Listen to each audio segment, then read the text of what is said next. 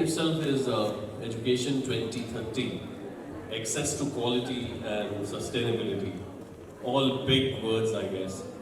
And before I open to the panel, if you ask me, 2030 doesn't look like 10 years away, it looks to me 100 years away, with the pace at which technology is changing and the pace with which the government interference is increasing by the day. So I don't know how the sustainability and access to quality will be accessible in 2030. So I would request all of you to please put some light or some thoughts on the topic, what you feel it looks like. Maybe Sushma ma'am, please start with you.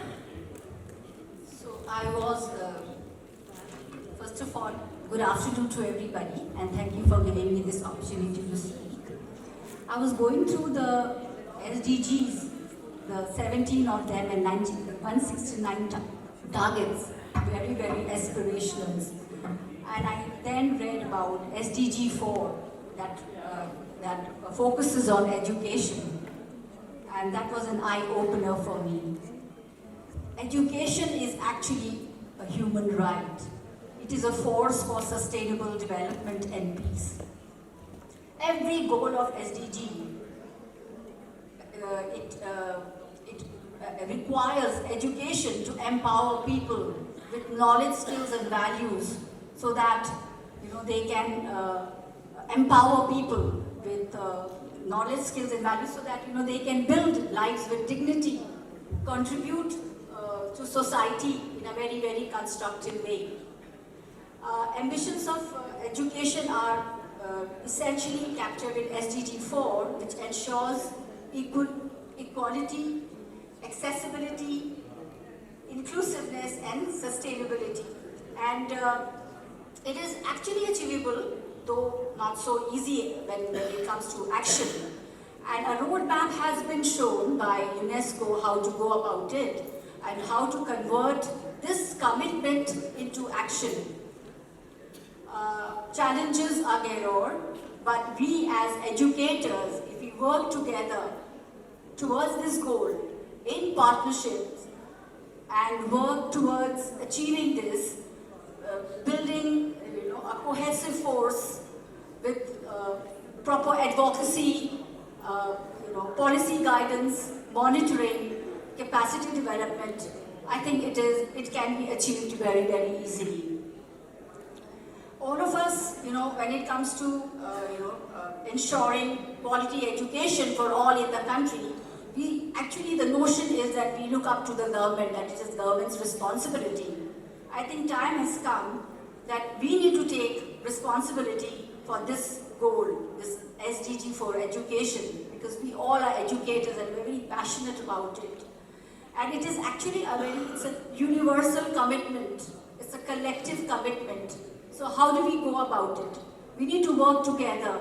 We need to devise ways, tackle, rack our brains, find out how we can build systems to make this into all-inclusive and relevant for our learners. Now, we all are aware it's quite easy when we say that we can do it. And we also know the challenges that lay ahead of us, especially in a country like India. And if you go by the statistics, we find that it's a very, very dismal, it's a very dismal number where you find that 6 out of 10 children are out of school, over 200 million across the world. In India, I would say when it comes to India numbers, it's much, much lower. Children are out of school with no or very basic literacy or numeracy skills. So what do we need to do? So I would say we could tweak this education system a bit and bring a little bit of humanistic education into it. And we all know that education has a very, very profound mission in society. And it is not about imparting knowledge. It's not about developing skills. We do talk about 21st century skills, but there's much more to education. Education, according to humanistic education, education is a process of becoming fully human. So how do we do it? So we need to sensitize our children towards becoming more tolerant, to become more sensitized towards marginalized communities, to also become environmentally conscious. So I was just reading a few points from SDG 4. It talks about the values that underlie education actually shapes individuals and society, for better or for worse, depending on the values. And for a humanistic, nurturing society, it depends on the orientation, the humanistic orientation towards education. So we need to build on this humanistic part in our education system, and for that we need to bring about reformation in education. And if we bring about reformation, we'll bring about huge changes. And I can say that in our Jaipuria schools, we kind of 2 years ago revisited our curriculum, and we revisited our vision also. And it was a huge exhaustive exercise when we were revisiting our vision, and we took inputs from all stakeholders. I think there were more than 200 of them at that point of time. And as I said, it was an exhaustive exercise. And after we drafted the vision statement, we carved out 8 elements from the vision statement, and that was consciously drilled into the curriculum that we had designed for our school. So it's very important for us, time and again, to revamp our existing education system so that we can move up with times. We need to make it more humanistic, more holistic, more aspirational, and so that children they're very adaptive. So they adapt to whatever new things that we are inculcating in them. And I'll say that when this curriculum exercise was happening, it did not happen only in our primary or our senior school.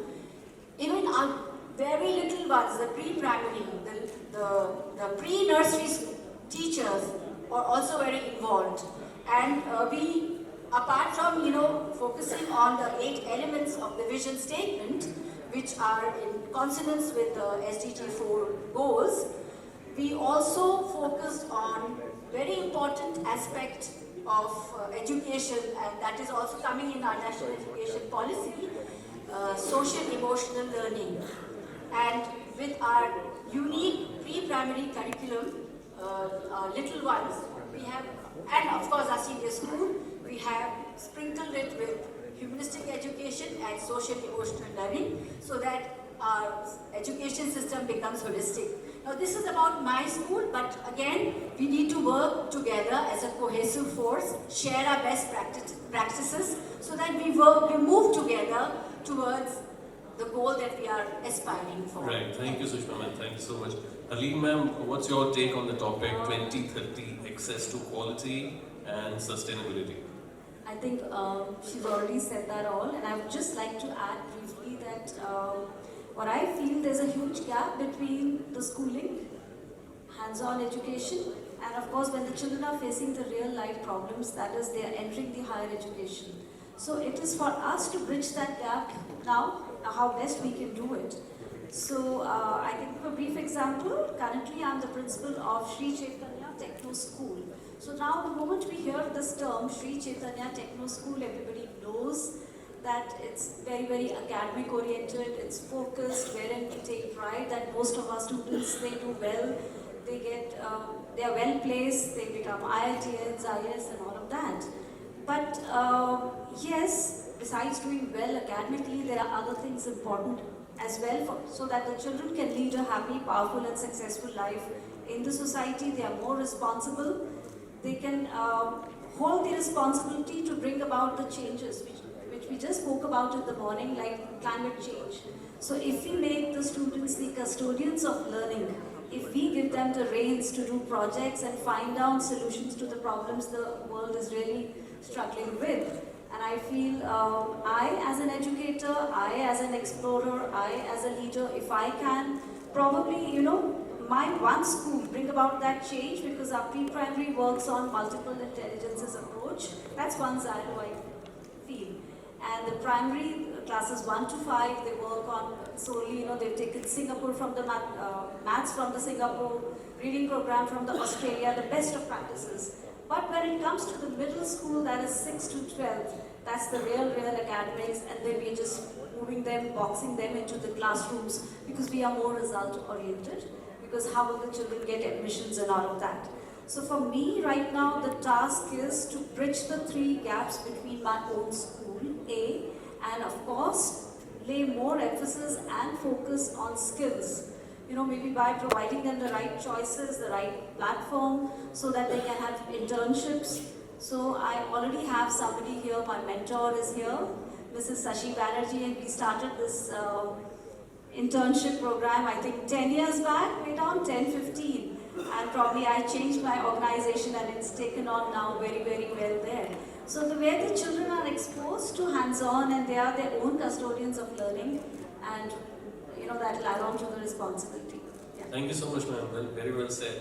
Dr. Saha, before we take more questions, I would like to know, and I think all of us would like to know, with your immense experience, what do you think education in 2030 in terms of access to quality and sustainability? Good afternoon, all of you. If you look at SDG 4 2030, which was adopted in Republic of Korea in 2015, it was adopted because there was a failure of Education for All 2000, that particular program, which by 2015, which was adopted.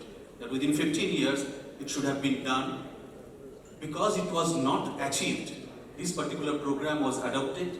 And even if you look at the statistics today of 2019, there are 617 million students who are not there within this parameter of primary education. But there are 2 major changes which have been spoken in this particular adoption. One is it's talking about more of private and public partnership, and it's not restricting only into the primary education, it has taken up to the senior secondary.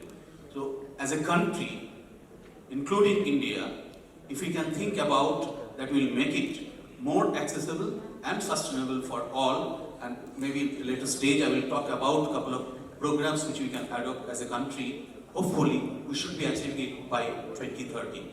But within these 4 years, because it was adopted in 2015 and 2019, there is a huge gap. It has not been achieved as yet. And please remember, this was adopted in presence of more than 1,600 delegates from 160 countries, and persons like us, I mean the teachers who are present there in Korea for this adoption. So we have got a moral responsibility for making it happen by 2030. Thank you, sir. Dr. Saha, I have one more question to ask you.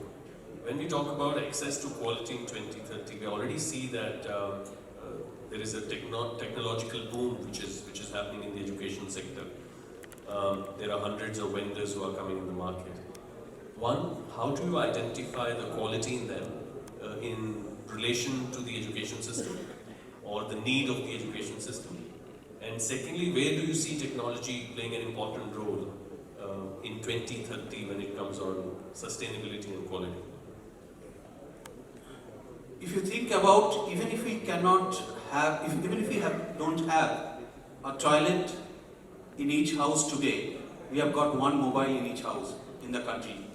So if we can adopt technology in the right way and spread it across the country in each and every village or in the remote corners, I think it's possible. I'm not going to buy with the idea that this company is coming with this particular idea, but even if you take the lead from the morning discussion, from Sugata Mitra's soul, I think the learning can start happening in that way. That could be one of the paths which we can follow. But utilizing the minimum technology, what is required, even through mobile technology, it's easily possible to take it to the remote corners of the country. Technology can support where the other means cannot reach. Thank you, sir. Thank you. Harleen, ma'am, what we have seen around, especially in countries like Australia and Germany, they have already introduced skilling on a very large scale in their early years in school education. We used to do that hundreds of years back. Our old traditional education system was very much around the skilling. So where do you see in 2030 skilling coming in terms of delivering quality education? And any points from your end which you feel are required to integrate skilling in the curriculum, and how can we do it? Very well said. I feel anything that we do in the school or in the field of education, I feel the ones who are going to be leading the change, they need to first change and adopt the change. So that change, if I say, if we are teachers who are no longer the teachers, they are the facilitators of learning. Now they need to be apprised with all the things latest. I mean, they cannot be imposing. So if we have to bring about a change, like you said, skill-based education, if we need to introduce that, and project-based learning is one such thing which is going to help the students working in team, collaboration, critical thinking, communication and all of that. So but if the teacher is not equipped to handle that, to deal with that, so then there's going to be, that will lead to a lot of chaos. She has to stick to the curriculum also, she has to enable the children, she has to have that kind of environment in the class where all these things are happening. So we have to, before any such thing, I would like to say that I feel it's very important that we work upon the core team. And the core team for me is, I mean, the teachers in the school, we need to all work together to pave a path together, so that once we are equipped, we know what we are going to be doing, why we are going to be doing, only then it can be possible. Thank you so much, ma'am. Sushma ma'am, another important part which I see, whether it is 2030 or 3030, I see teachers never leaving the classroom. I'll be a sadist if I see that teachers will be replaced in future. So my question to you is, how do you see the opportunity to increase the capacity of the teachers in collaboration? Because the teachers who will not change with time will be redundant. You won't need them, right? So what are the ways and means by which we can increase their capacity of collaboration, looking at the dynamic change in curriculum which is happening? So, first of all, I'll say that the scenario is changing now, and teaching is not merely considered a profession, but it is a service. Yeah, and teachers also know that the roles are changing. It's no more didactic teaching in classroom, and it is not teacher-directed teaching. Even the parents, schools, everybody is, I mean, of this opinion that times have changed and the education is becoming student-centric. So we need to, build their capacity. We need to involve teachers in whatever decisions we take in schools. For instance, as I said that, when I introduced what I was going to speak on SDG 4, when we did this visioning exercise, we took all the 200 teachers of all our schools into the whole exercise, so they could be part of this vision, making of this vision statement. So they knew that they are the ones who are going to be, bringing these values to schools and gifting these values to the children, so that when the student, when they leave the portals of the school, so that is the graduate profile of the students based on the values given by the teachers. So very, very important again that we need to have, monitor. We also need to, build their capacity in such a way that they need to be involved in whatever important decisions we take. Even apart from, this vision statement that I was talking about, even curriculum redesigning, revamping of curriculum. So we involve teachers. And we all decided that we need to have a curriculum which has pace, progression and challenge, and they all agreed to it. And when we did the curriculum mapping, they realized that there were so many gaps and there were so many overlaps, and what they were doing was redundant. So when we involved them in all exercises, instead of giving them lectures on what to do, involve them and of course give them proper training, I feel a lot can be achieved with teachers. You can build their capacity. So this was our success story, where teachers are still very involved. And as I said, humanistic education is a very, very important integral part of education, especially social emotional learning. And when we talk to teachers, we say, you should be asking high order thinking questions. I think everybody does that in this education field. But are they aware of other aspects of learning? There are 3 domains of learning. We're focusing on cognitive development, we're focusing on psychomotor, are we focusing on the most important domain that will actually deepen learning, that is the affective domain. So the more you drill into them, the more sensitized they become towards students' learning. The environment, the classroom environment plays a very, very important part. Earlier it was not a very, very known thing, but now teachers are becoming very conscious. They want to make their classroom print rich, they want to make the infrastructure, apart from infrastructure, whatever that is needed, that will improve learning in the classroom. So, and also, give them exposure to global practices. Why not? We may not be the elite school, but we can give teachers exposure to global practices, and they feel very, very empowered. So I think very, very important is to have faith in teachers and also to guide them and mentor them time and again. Thank you. Sushma, I have one more question which is coming in my mind. In your opening remarks, you talk about humanistic education.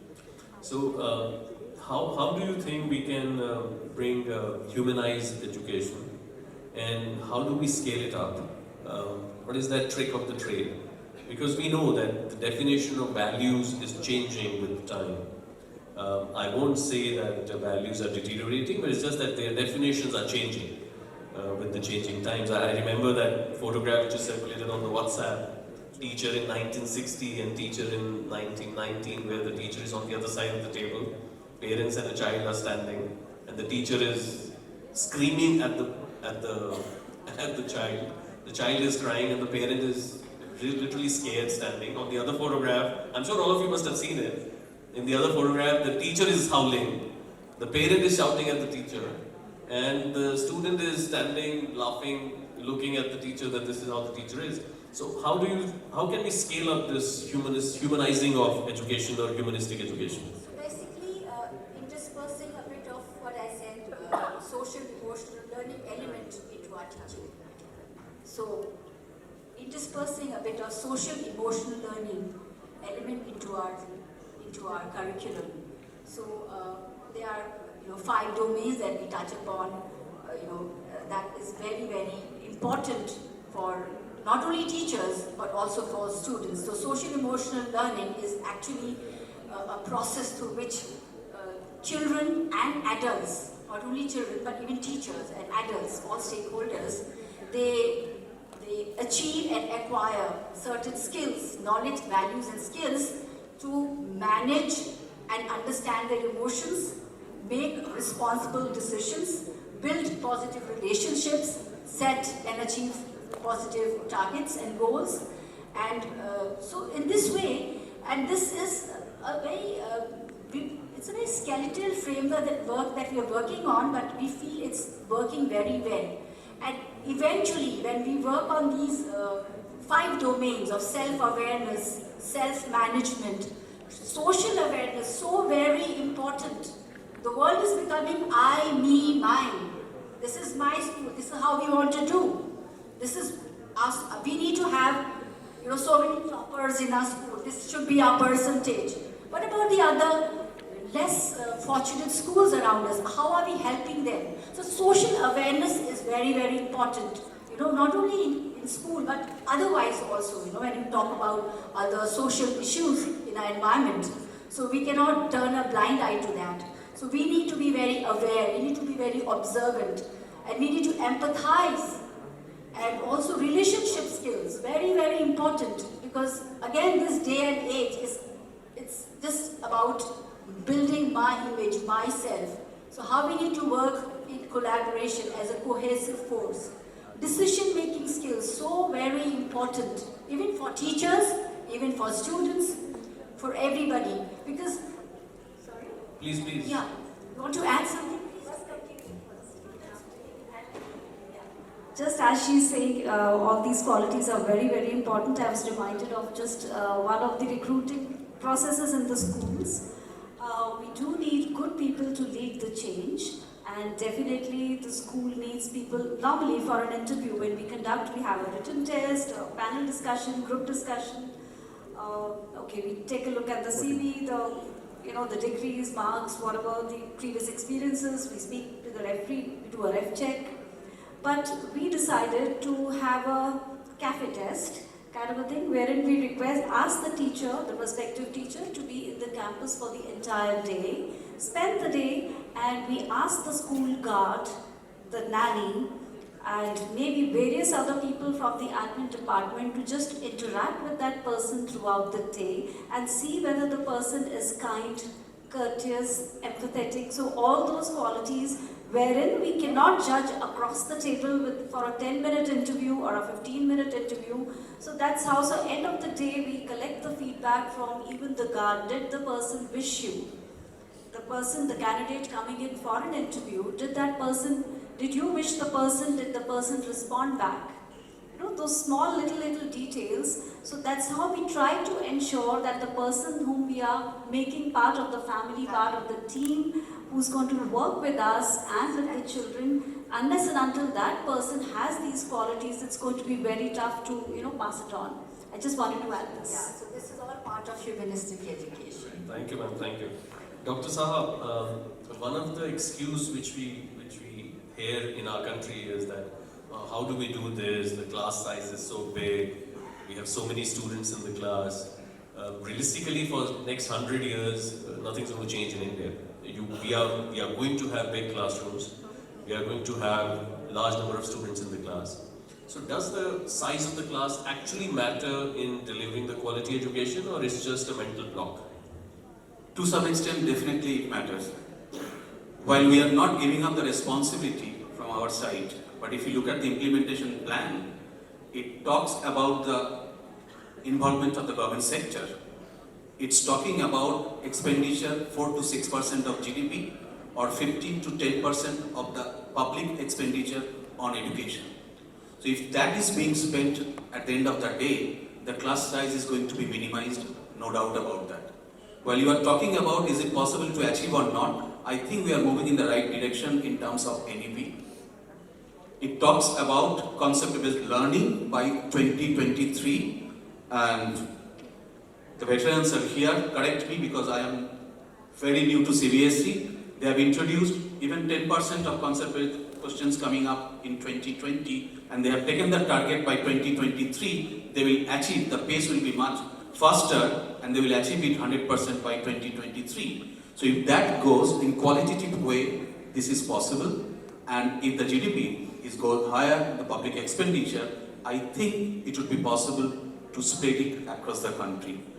Many of us are practicing something here in our schools, but if we can make it as a national movement, I would like to leave you with one idea. The corporate sector has got something called corporate social responsibility, CSR.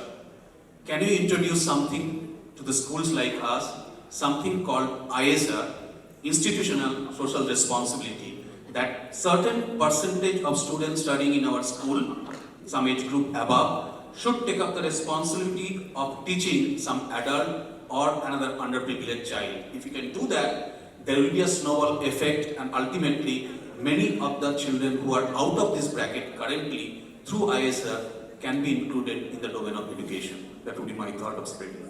Thank you, sir. Harleen ma'am, in your opening remarks, you talk about national education policy. And one of the important aspects of national education policy is right to education. We already have seen a turbulent ride in terms of right to education in our country. So the new education policy talks about extending that right to education till class 12. So do you think it will be a game changer for the good, or do you think we are heading in for something which we don't know yet? It certainly is going to be a game changer, provided everybody, it's not one person's responsibility again. Giving girls and boys the equal right to education, to primary and secondary education, I would say that, and also include the ones who are not privileged. So inclusive education, children with special needs and all of that by, I would say, physical parameters also. So I would say that the task is huge, but certainly if we can acquire, if we can reach that 100%, all our, we complete the numeracy and the literacy program 12th. That's the minimum, but it's a huge task and we all have to do it together. All right, thank you so much. With that, I'll open the floor for any questions to be asked to any of the panel members. Anyone in the audience would like to ask any question? Wow. Okay, Shekhar sir has a question. Can anybody give him a mic, please? Sir, if you could ask, whom are you asking, or is it open to anyone? All right. Anyone in the panel can answer sir's question. Yeah, we talked about sustainability. All the points are very well taken. But at the end of the day, if the school has to sustain itself, it has to have the right numbers. Right? The parents are generally not willing to pay more than approximately 101 rupees per month as what they require. The government wants to have tight control over the fees, etc. Teachers want 8th pay commission salaries. So in that context, in a competitive world, how do we get sustenance? Unless I get my 3 square meals a day, I cannot go ahead of doing that. So all the other points are very well taken, but in this hyper-competitive world, how can we get down avoiding these numbers yet to be sustainable? Anyone can answer. Thank you. Anyone wants to?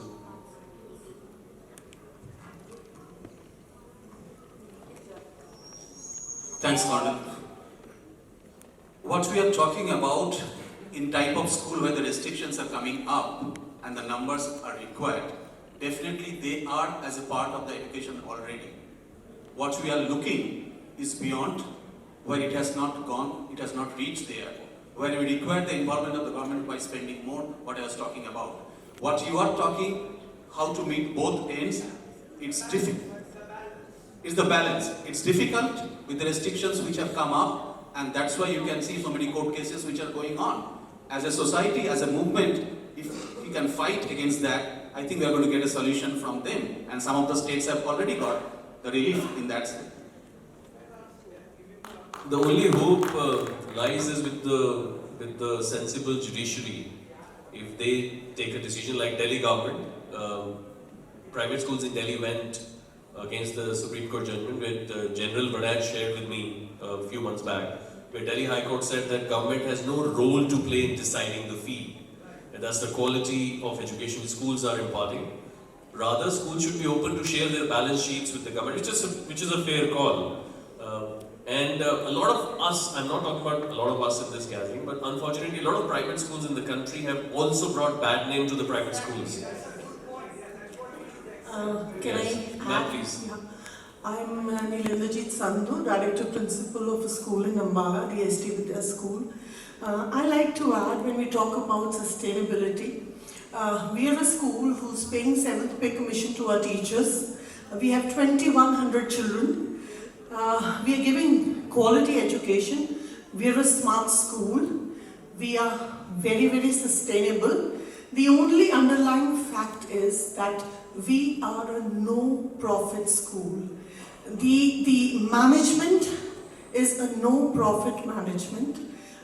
The entire revenue that comes to the school goes back into the school, and that's when we can bring quality. It is very much possible. You have the right thought process to actually implement and bring sustainability and quality in education. So we are doing it, and we've practically become an example in the entire region. So we need to have the right people in the management and not take school education as a business venture. Thank you. Thank you, ma'am. Very well said. Very well said. Well said. I don't think there are any questions, so we are running out of time. So I'll just request all the 3 panelists to please sum up in 30 seconds what you feel is the biggest challenge in terms of access to quality in 2030. We'll start with Dr. Saab.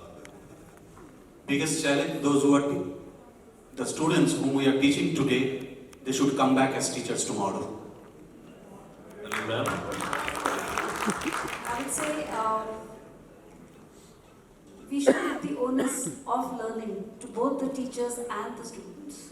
Because unless and until the teacher has doors open and she feels I'm a teacher, I've learnt enough, nothing can happen. So the ownership of learning, I would say right from the principal to the teachers to the children, we take onus and responsibility of learning. Only then I think that's a way forward, I think. Thank you, ma'am. Thank you.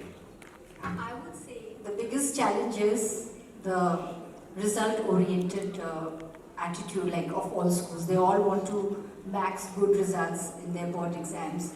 So it is becoming more like, towards, in senior school, rote learning is being encouraged a lot, although we advocate against it. But it is happening, and that's the biggest challenge, because we are testing we're testing them differently, and we should be testing them on their understanding, and that is not happening. Thank you, ma'am. One more thing I'll just add before we close, that one thing which is certain, that the courses which will be available in 2030, the professions our students will be getting into in 2030, we do not know yet. And that is something which we have to prepare our children for. And I think we have seen a lot of change from the British era. All of us are following that particular way of education today. But India has given Nobel laureates when we had our own education system. I think there are certain qualities, whether it was in 16th century or today, or 2030 or 3030, will never die. And that is risk-taking ability, the 4 C's which we talk about. You add compassion to it, you add character to it. I think these are the important qualities which we all as educators have to make sure that we keep inculcating in our education system, so that irrespective of what life throws at them in future, our kids are ready to face it. With that, thank you so much, ladies and gentlemen, and I thank all the fellow panelists. Thank you so much. Thanks to the moderator. Thank you so much, ladies and gentlemen, for a wonderful session. May I please request Dr. Jagpreet Singh to felicitate our panelists? Can we have Dr. Jagpreet Singh? Can we have a round of applause for our panelists, our moderators, and Dr.